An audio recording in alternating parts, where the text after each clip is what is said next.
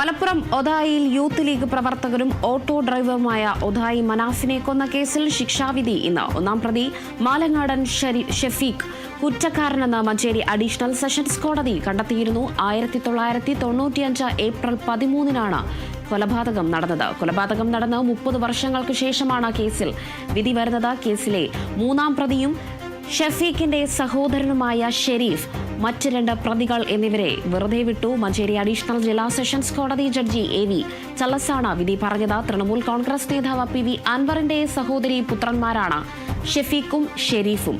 കൂട്ടുപ്രതികളായ നിലമ്പൂർ സ്വദേശി മുനീബ്, എളമരം സ്വദേശി ജാബിർ എന്നിവരടക്കം 4 പേരാണ് വിചാരണ നേരിട്ടത്. ഷെരീഫ് അടക്കമുള്ള പ്രതികളെ വെറുതെ വിട്ടതിൽ അതൃപ്തിയാണെന്നും ഇതിനെതിരെ അപ്പീൽ നൽകുമെന്നും മനാഫിന്റെ പിതൃ സഹോദരൻ വ്യക്തമാക്കി.